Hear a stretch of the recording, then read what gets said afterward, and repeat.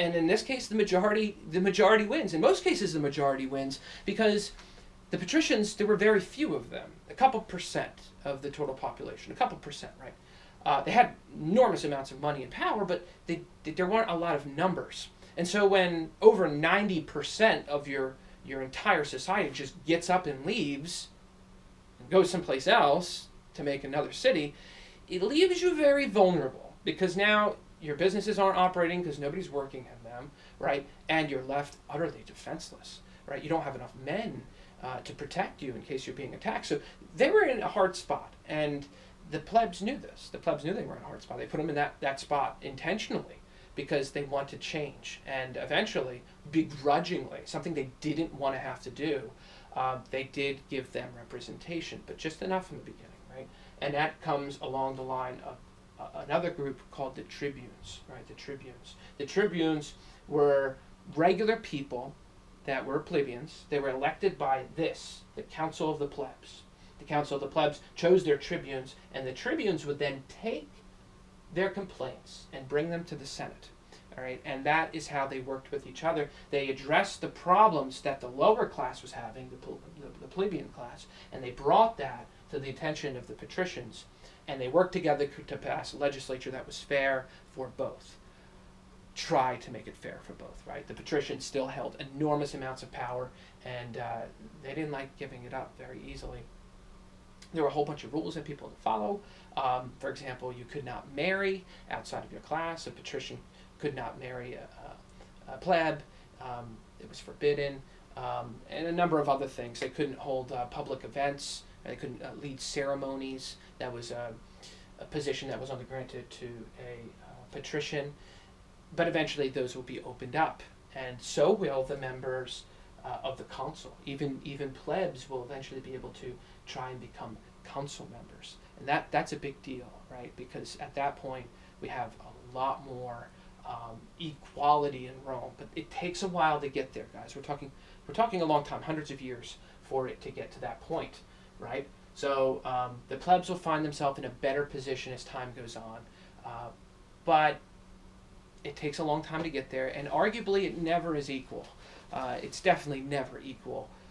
The patricians they hold on to so much money, and so much power that they try to make it equal, but it's difficult to bridge that.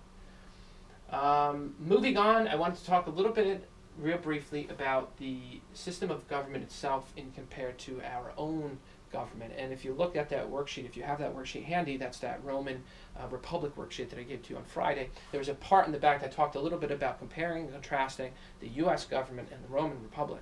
And you need to know a little bit about the U.S. government, which your textbook didn't explain to you.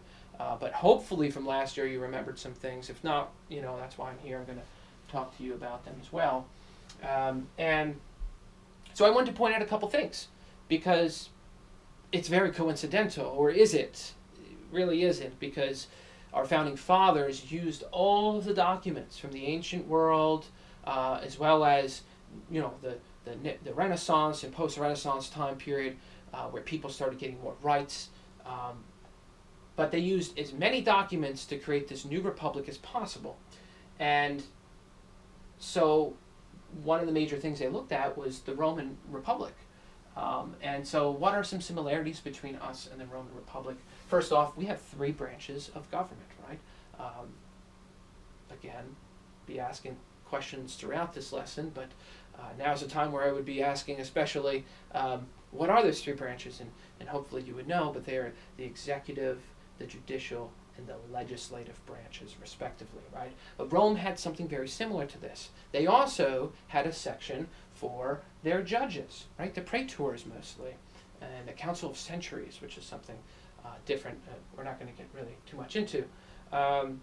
Then you had the legislative branch, which was mostly your senators, right? Our senators are also in charge of our legislative branch, and the council of the plebs eventually becomes part of that legislative process. I wouldn't equate them to plebs by any means, but the lower part of our legislative branch would most certainly be the House of Representatives, right? So we have a bicameral legislature.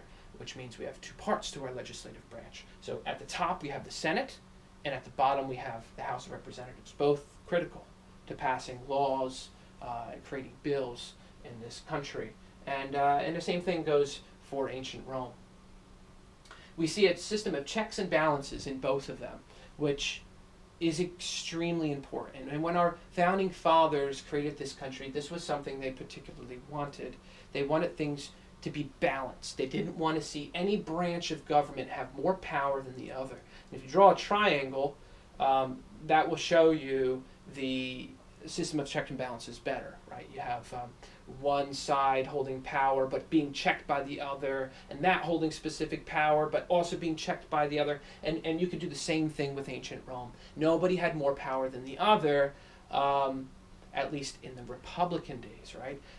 Not in the empirical days when we talk about the Roman Empire, because they're two separate things when Rome transitions from the Republic to the Empire. And we'll get into the empire eventually, but essentially the most important position, the most powerful position of all, which I don't have written up here, which I probably should have, was something called a dictator, right? Dictator. And a dictator was chosen, in times of desperation, in times of great need. And we're going to be talking about specifically a specific dictator called Cincinnatus eventually. But a dictator's job was to essentially rule over the republic in times of great despair, right? And I'm not going to write that down, I don't want to waste the time. But to rule over the republic in times of great despair, they would be given the keys to the Roman Republic. They would say, okay, you have X amount of time to solve this great problem that we're experiencing, and we're going to relinquish our power so you can get this done efficiently with as little red tape as possible. But as soon as that time is up, as soon as your term is over with whatever time they gave to that person, you are expected to return that power back to the Roman legislative branch, and things will continue normally. And we're going to talk more about that, like I said, when we get to Cincinnatus in a couple days, a day or two. But that was the position of dictator, the most powerful one. And in this case, we don't have a dictator, right? That is something unique to Rome itself. Okay.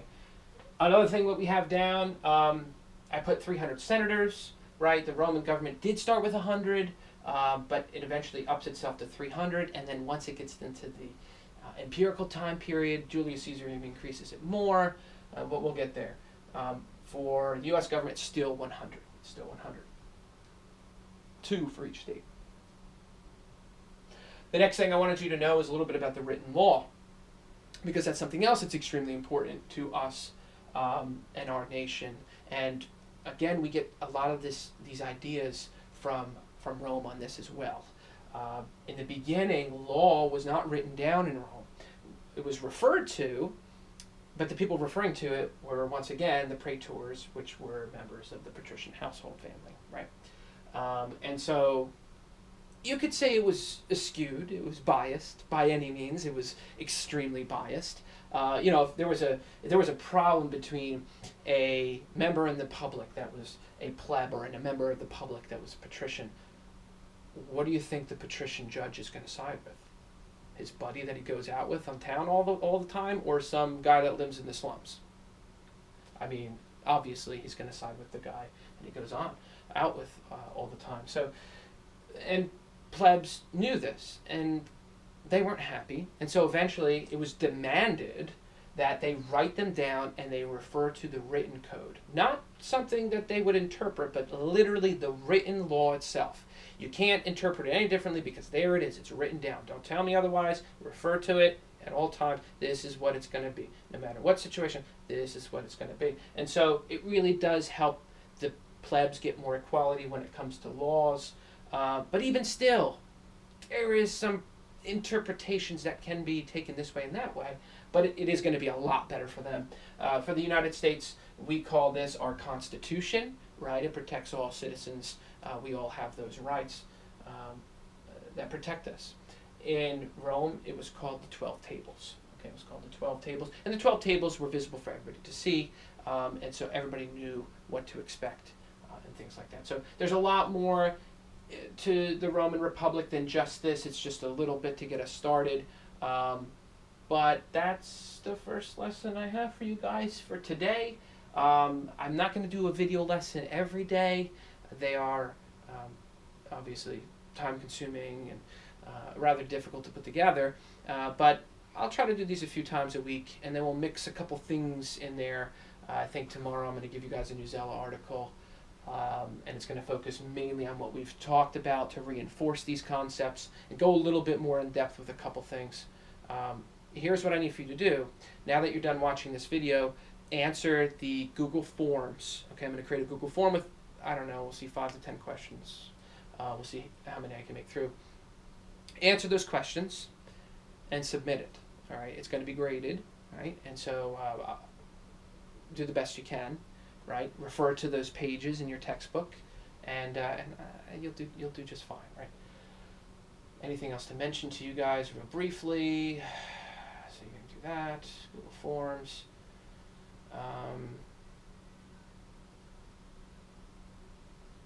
No, I think that's it. I think that's good for today. So hope you enjoyed today's lessons, everyone, and I will see you again very soon. Until then, stay healthy, and much love to all of you. Bye.